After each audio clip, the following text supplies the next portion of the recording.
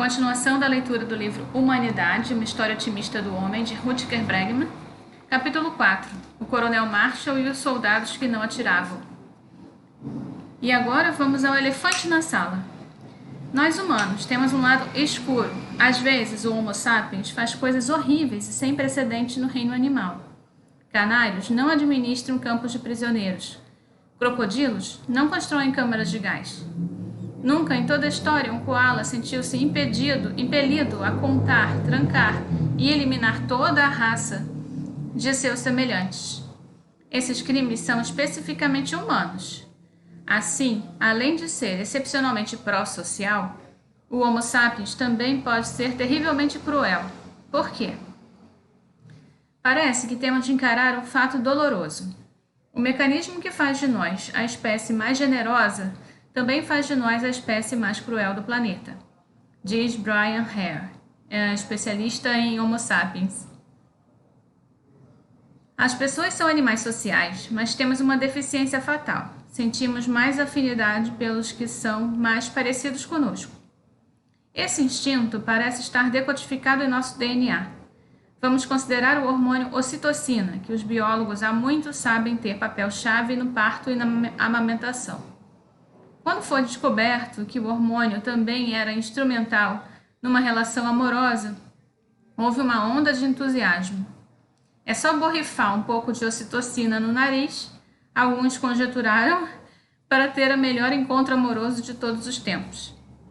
De fato, por que não usar pulverizadores agrícolas nas massas? A ocitocina, substância da qual as fofas raposas siberianas de Ludmila Trut mostravam altos níveis, nos torna mais bondosos, mais gentis, mais relaxados e serenos. É capaz de transformar um canalha num amigável cachorrinho.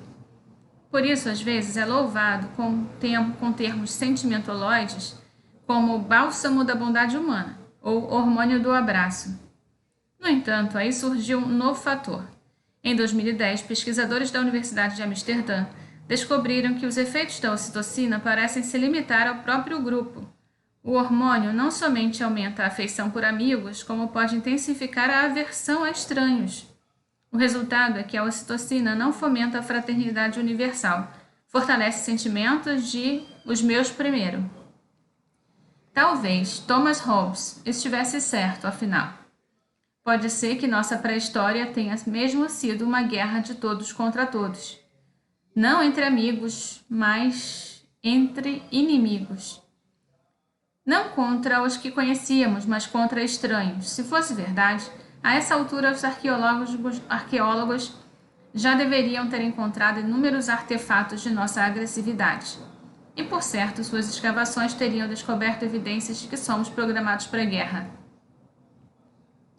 Infelizmente, foi o que aconteceu. A primeira pista nesse sentido é de 1924, de quando um minerador desenterrou um crânio de um pequeno indivíduo simiesco no noroeste da África do Sul, perto da aldeia de Taung.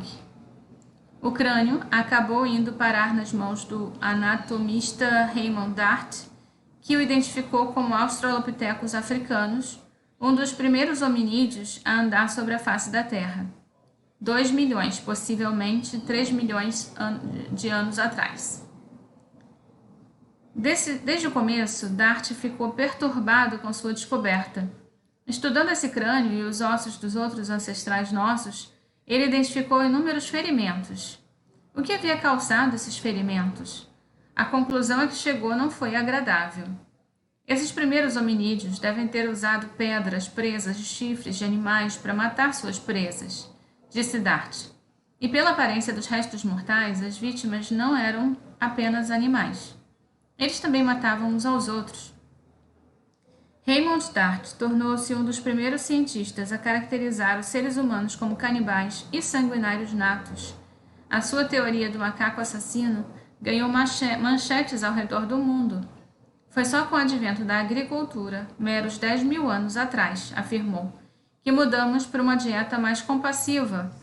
A própria incipiência da civilização poderia ser a razão para nossa relutância generalizada de reconhecer o que somos no fundo. O próprio Dart não tinha esses escrúpulos. Nossos primeiros ancestrais eram, escreveu, Assassinos convictos, criaturas carnívoras que capturavam suas presas usando de violência, lutando contra elas até a morte, despedaçando seus corpos, desmembrando-as e saciando sua sede voraz com sangue ainda quente das vítimas, devorando-as enquanto se debatiam. Quando Dart abriu caminho, teve início a temporada de caça para a ciência, e diversos cientistas seguiram os passos dele. A primeira entre eles foi Jane Goodall, que estudava nossos primos chimpanzés na Tanzânia.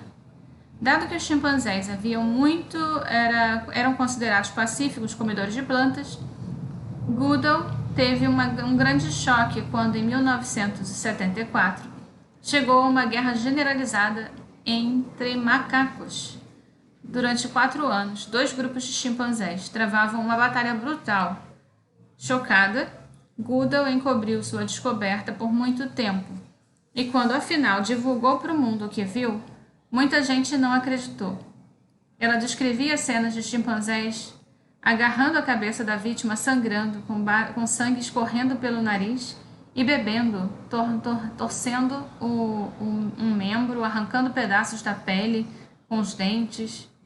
Um dos alunos de Goodall, um primatologista de nome Richard Wrangham e consultor do especialista em cachorrinhos ou Homo sapiens, Brian Hack, do capítulo 3, especulou nos anos 90 que nossos ancestrais devem ter sido uma espécie de chimpanzé.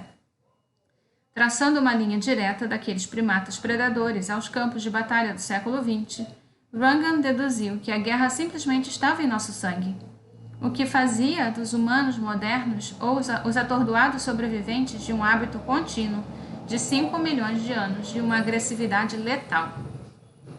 O que o levou a esse veredicto? Simples. Os assassinos sobrevivem, os mais fracos morrem. Chimpanzés têm tendência de formar gangues e atacar semelhantes solitários, da mesma forma que os valentões expressam seus sentimentos mais baixos nos intervalos das aulas escolares. Você pode questionar, tudo bem, mas esses cientistas estavam falando dos chimpanzés e de outros macacos. O Homo sapiens não é uma espécie única.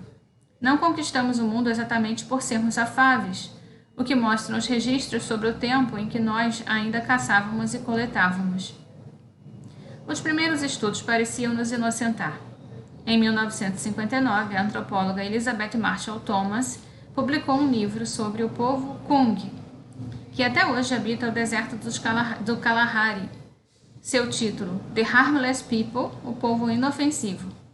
Sua mensagem caiu como uma luva para o espírito dos anos 60, quando uma nova geração de cientistas com tendências de esquerda entravam na cena antropológica, ansiosos por dar uma roupagem russoniana a nossos antepassados. Qualquer um que quisesse saber como vivíamos no passado, afirmaram, só precisava observar os nômades do presente. Elizabeth e seus colegas mostraram que, apesar de algumas rixas ocasionais na selva ou na savana, essas guerras tribais resumiram-se a pouco mais que xingamentos. Às vezes alguém disparava uma flecha, mas se um dos 2 guerreiros se ferisse, em geral, as tribos encerravam o expediente. Estão vendo? Disseram os acadêmicos progressistas. Rousseau estava certo. Os homens das cavernas eram de fato nobres selvagens. No entanto, infelizmente para os hippies, logo as contraprovas começaram a se amontoar. Pesquisas mais específicas de antropólogos posteriores determinaram que a teoria do macaco assassino se aplicava também a caçadores-coletores. Suas batalhas rituais poderiam parecer inocentes, mas os sangrentos ataques sob a cobertura da noite e os massacres de homens, mulheres e crianças não podiam ser facilmente descartados. Mesmo os Kung, quando estudados mais de perto, se revelaram consideravelmente sanguinários, se observados por tempo suficiente, e a taxa de assassinatos despencou quando o território dos Kung passou a ser controlado pelo Estado nos anos 60. Ou seja, quando o Leviatã de Hobbes chegou para impor o Estado de Direito. Então, eu preciso ler esse livro, o Leviatã. E isso foi só no começo. Em 1968, o antropólogo Napoleon Chagnon surgiu com um estudo sobre o povo Yanomami, nativo da Venezuela e do Brasil, que realmente abalou as estruturas. O título, The Fierce People, o povo feroz. O livro descrevia uma sociedade em crônico estado de guerra. Pior ainda, revelava que os assassinos também tinham mais mulheres e filhos. E por isso faz sentido que a violência esteja em nosso sangue. A discussão, porém, não foi totalmente decidida até 2011, quando se publicou o monumental livro de Steven Pinker, Os Anjos Bons da Nossa Natureza. Trata-se da maior obra de um psicólogo que já era um dos intelectuais mais influentes do mundo. Um calhamaço de 1088 páginas em fonte ultra pequena e repleto de gráficos e tabelas. Perfeito para nocautear algum inimigo. Atualmente, podemos mudar de narrativas para números, escreveu Pinker. E esses números falam por si. A média de esqueletos de 21 sítios arqueológicos que mostram sinais de morte violenta, 15%. Média de mortes causadas por violência em 8 tribos forrageadoras atuais, 14%. A média de todo o século XX, incluindo as 2 guerras mundiais, 3%. A média atual, 1%. Ou seja, nós começamos malvados, concorda Pinker com Hobbes. A biologia, a antropologia e a arqueologia apontam para a mesma direção. Os humanos podem ser bons como os vizinhos, mas matamos a sangue frio quando se trata de forasteiros. De fato, somos as criaturas mais belicosas do planeta. Felizmente, Pinker reassegura aos leitores. Fomos enobrecidos pelos artifícios da civilização. A invenção da agricultura, da escrita e do Estado tem contido nossos instintos agressivos, aplicando uma espessa camada de civilização em nossa natureza torpe e brutal. Sob o peso de todas essas estatísticas apresentadas em seu pesado volume, a questão parecia resolvida. Durante anos, achei que Steven Pinker estava certo de que Rousseau havia se enganado. Afinal de contas, o resultado estava nos números. Os números não mentem. Foi então que soube do Coronel Marshall. Dia 22 de novembro de 1943, caiu a noite numa ilha do Pacífico e a Batalha de Macon acabou de começar. A ofensiva segue conforme planejado, até que acontece uma coisa estranha. Samuel Marshall, coronel e historiador, está lá como observador, com o primeiro contingente norte-americano chegando à praia para tomar a ilha, que se encontra nas mãos dos japoneses. Raramente um historiador esteve tão perto da ação. A própria invasão é uma operação perfeitamente isolada, quase como um experimento de laboratório. É a oportunidade ideal para Marshall observar ao vivo o que acontece numa guerra. Naquele dia, os homens avançam mais de 4 quilômetros sobre um calor escaldante. Quando param à noite, ninguém tem energia para cavar trincheiras, por isso o acampamento japonês instalado a curta distância dali nem é notado. O ataque começa depois de escurecer. As forças japonesas atacam as posições americanas, fazendo 9 tentativas ao todo. Apesar de estarem em inferioridade numérica, quase conseguem romper as linhas americanas. No dia seguinte, Marshall pondera o que deu errado. Ele sabe que não se pode aprender muita coisa estudando bandeirinhas no mapa ou lendo os registros dos oficiais. E resolve então fazer algo que nunca havia sido tentado, algo revolucionário no mundo acadêmico da história. Naquela mesma manhã, ele chama os soldados norte-americanos e os entrevista em grupos. Pede que falem com franqueza, permitindo que os de patentes mais baixas discordem dos seus superiores. Em termos estratégicos, é genial. Quase de imediato, Marshall percebe que topou com o segredo de um combate relatado com precisão. Escreveria mais tarde um colega. Cada homem se lembrava de alguma coisa, um fragmento a encaixar no quebra-cabeça. E foi assim que o coronel descobriu algo desconcertante. A maioria dos soldados não tinha disparado sua arma. Durante séculos, até milênios, generais e governantes, artistas e poetas acreditaram tacitamente que soldados lutavam, que se há alguma coisa que desperta o caçador dentro de nós é a guerra. Guerra é quando nós, humanos, fazemos o que fazemos melhor. Guerra é quando atiramos para matar. No entanto, enquanto continuava sua entrevista com os grupos de soldados do Pacífico e depois no teatro europeu, O coronel Marshall descobriu que apenas entre 15 e 20% dos homens haviam de fato disparado suas armas. No momento crítico, a grande maioria se recusava a agir. Um frustrado oficial relatou como ficava passando de baixo para cima pelas linhas, gritando: "Maldição, comecem a atirar!" Mas eles só atiravam enquanto eu estava olhando ou quando havia outros oficiais por perto. A situação em Mackin naquela noite era do tipo de matar ou morrer, e seria de esperar que todos lutassem pela própria vida. No entanto, em seu batalhão de mais de 300 soldados, Marshall só conseguiu identificar 36 que puxaram o gatilho. Seria falta de experiência? Não, parecia não haver qualquer diferença entre os novos recrutas e os profissionais experientes quanto à vontade de atirar. E muitos dos homens que não dispararam tinham se mostrado exímios atiradores nos treinamentos. Talvez tenham simplesmente se acovardado. Difícil? Os soldados que não atiravam, continuavam em suas posições, o que significava que corriam muito perigo. Todos eram corajosos, patriotas, prontos para sacrificar a vida por seus companheiros. No entanto, quando chegava a hora, faltavam ao dever. Não conseguiam atirar. Nos anos que seguiram a Segunda Guerra Mundial, Samuel Marshall se tornaria um dos mais respeitados historiadores de sua geração. Quando ele falava, o exército dos Estados Unidos ouvia. Em seu livro Homens ou Fogo, de 1946, ainda lido nas academias militares, ele enfatizou que a média dos indivíduos normais e saudáveis tem muita resistência interna em geral, não percebida, a matar um semelhante do qual não tiraria a vida pela própria vontade. A maioria das pessoas sofre de um medo de agressão, que é um aspecto normal da nossa constituição emocional. O que estava acontecendo? Teria o coronel descoberto algum instinto poderoso? Publicadas como quando a teoria do verniz estava no auge e o modelo do macaco assassino de Raymond Dart predominava, as descobertas de Marshall foram difíceis de ser assimiladas. O coronel tinha a impressão de que suas análises não se limitavam aos soldados das forças aliadas na Segunda Guerra Mundial, mas se aplicavam a todos os soldados ao longo da história, dos gregos em Troia aos alemães em Verdun. Apesar de Marshall ter tido uma reputação em vida, nos anos de 1980 começaram a surgir algumas dúvidas.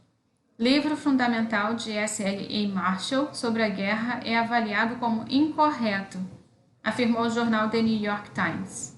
Na primeira página, isso foi em 19 de fevereiro de 1989. A revista American Heritage chegou a definir o livro como um embuste, afirmando que Marshall tinha inventado aquela história toda e jamais conduzira qualquer entrevista de grupo em campos de guerra. Esse sujeito perverteu a história, ironizou um ex-oficial. Ele não entendeu a natureza humana. Marshall não pôde se defender, pois morrera 12 anos antes.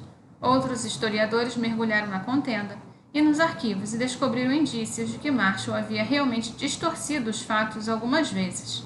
As entrevistas em grupos, porém, eram verdadeiras, e com certeza ele perguntou aos soldados se eles tinham disparado seus fuzis M1. Depois de dias lendo Marshall, seus detratores e seus defensores, eu continuava sem saber o que pensar. Será que eu estava um pouco ansioso para o coronel estar certo? Ou ele realmente tinha descoberto alguma coisa? Bem, quanto mais fundo me envolvia na controvérsia, mais Marshall me parecia um pensador intuitivo, não um estatístico estelar, por exemplo, ou por certo, mas, sem dúvida, um observador perspicaz. A grande pergunta era: havia mais alguma evidência a apoiá-lo? Resposta curta: sim. Resposta longa: durante as últimas décadas vem aumentando cada vez mais provas de que o coronel Marshall estava certo. Antes de qualquer coisa, seus colegas no fronte observaram a mesma coisa que Marshall. O tenente-coronel Lionel Reagan, que se queixou durante a campanha de 1943 na Sicília, de que só podia confiar em não mais do que 4 dos seus soldados. Ou o general Bernard Montgomery, que escreveu em uma carta para casa: o problema com nossos rapazes britânicos é que eles não são assassinos por natureza. Depois, quando historiadores começaram a entrevistar veteranos da Segunda Guerra Mundial, eles descobriram que mais da metade nunca tinha matado ninguém, que a maioria das baixas foi obra de uma pequena minoria dos soldados. Na Força Aérea dos Estados Unidos, menos de 1% dos pilotos de caça foi responsável por quase 40% dos aviões abatidos. A maioria dos pilotos, observou um historiador, nunca abateu ninguém e sequer tentou. Instigados por essas descobertas, estudiosos começaram a revisar também pressupostos sobre outras guerras, como a Batalha de Gettysburg, no auge da Guerra Civil Americana. O exame de 27.574 mosquetes recuperados no campo de batalha revelara que, surpreendente, 90% ainda estavam totalmente carregados. Não fazia sentido. Em média, um mosqueteiro passava 95% do tempo carregando a arma e 5% atirando. Como a preparação para usar os mosquetes exigia uma série de etapas, rasgar o cartucho com os dentes, despejar pólvora no cano, inserir a caixa da bala, colocar a espoleta e percussão no lugar, puxar o cão e apertar o gatilho, era estranho, para dizer o mínimo, que tantas armas ainda estivessem totalmente carregadas. Mas fica mais estranho ainda. Cerca de 12.000 mosquetes foram duplamente carregados, e metade destes triplamente. Um deles tinha 23 balas no cano, o que é um absurdo. Aqueles soldados tinham sido intensamente treinados por seus oficiais. Os mosquetes, como todos sabiam, eram projetados para disparar uma bala por vez. Então, o que eles estavam fazendo? Só muito mais tarde, os historiadores entenderam. Carregar a arma era a desculpa perfeita para não atirar. E se a arma já estivesse carregada, era só carregar de novo, e de novo. Descobertas semelhantes foram feitas no exército francês. Numa detalhada pesquisa conduzida com seus oficiais nos anos 1860, o coronel francês Ardan Dupic descobriu que soldados não são muito dispostos a guerrear. Quando apontam suas armas, em geral miravam muito alto. Isso poderia acontecer durante horas, 2 exércitos descarregando fuzis por cima da cabeça um do outro, enquanto todos se movimentavam para arranjar desculpa para fazer uma coisa, qualquer coisa nesse entretempo. Tipo renovar a munição, carregar a arma e buscar cobertura, o que fosse. A conclusão óbvia é que a maioria dos soldados não estava tentando matar o inimigo, escreve o especialista militar David Grossman. Quando li esse texto, eu de repente me lembrei de um trecho de um dos meus escritores favoritos sobre esse mesmo fenômeno. Nesta guerra, todos sempre sentiam falta de alguém, quando era humanamente possível. Escreveu George Orwell em seu clássico sobre a Guerra Civil Espanhola, homenagem à Catalunha. Isso não quer dizer que não houvesse baixas, é claro. No entanto, segundo Orwell, a maioria dos soldados que iam para a enfermaria tinham ferido a si próprio por acidente.